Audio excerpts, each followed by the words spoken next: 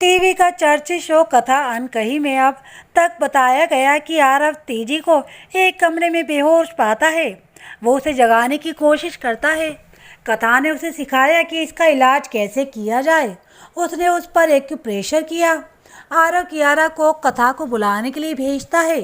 तेजी को देखने सभी आते हैं और कथा उसे उससे लेटने देने के लिए कहती है।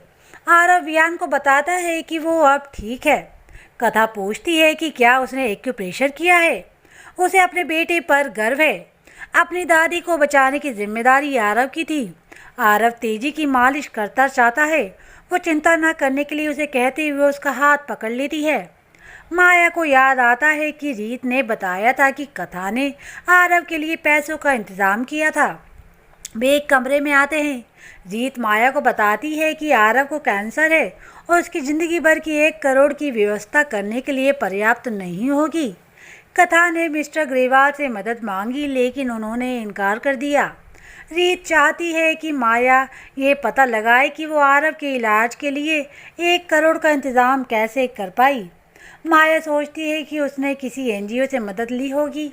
रीत उत्सुक है। वो जानती है कि कथा को बैंक से भी मदद नहीं मिली। वो माया पर यह पता लगाने के लिए दबाव डालती है कि कथा ने एक ही रात में 1 करोड़ का इंतज़ाम कैसे किया। अगले दिन कथा तेजी को दवा देती है। माया उन्हें उपहार सामग्री के साथ शादी का निमंत्रण दिखाती है। वियान को ऑफिस जाना है, कई काम पेंडिंग है। आरव वियान को फ़ोन करके तेजी के बारे में पूछता है। तेजी खुद आरव से बात करती है। माया उससे शादी के कपड़ों के बारे में पूछती है। माया वियान से आरव को शॉपिंग के लिए बाहर ले जाने के लिए कहती है। वियान चला जाता है। तेजी को ये जानने की उम्मीद है कि माया के पास कथा और वियान को तोड़ने के लिए कौन सी नई जानकारी है। माया बताती है कि कथा ने इलाज के लिए 1 करोड़ का इंतज़ाम कैसे किया, ये कोई नहीं जानता।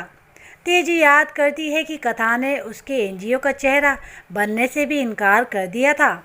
वो सोचती है कि वे इसका पता कैसे लगाएंगे।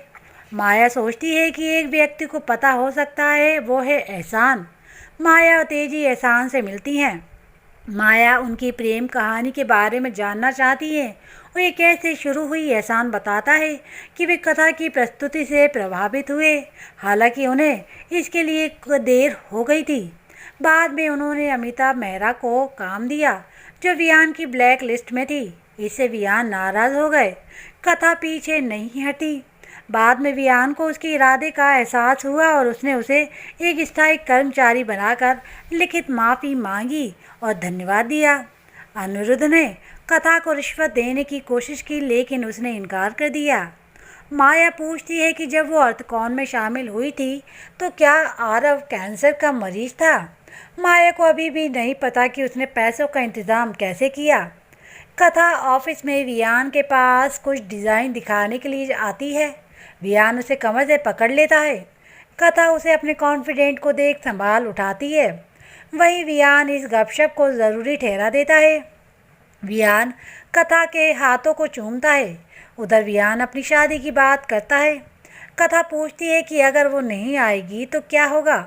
वियान बताता है कि उसकी पत्नी सबसे खूबसूरत इंसान है। कथा की शादी उसी तारीख को हो रही है। उसका पति सबसे ज़्यादा देखभाल करने वाला व्यक्ति है। इधर माया 1 करोड़ का पता लगाने में जुटी हुई है। वो पूछती है कि वो इस्तीफ़ा क्यों देना चाहती है। क्या ये आरव के इलाज के कारण था। वो वियान से पूछती है कि क्या कथा उसके पास पैसे के लिए आई थी। माया तेजी से कहती है कि इंतज़ार करो और देखो कि वियान ने खाते से 1 करोड़ निकाले हैं या नहीं। एहसान ने वियान को फ़ोन करके पूछा कि क्या उसने एक कथा को 1 करोड़ रुपए दिए हैं या नहीं। अब इन सब के बीच पैसों का राज खुलता है या नहीं, ये तो आने वाला एपिसोड ही बताएगा।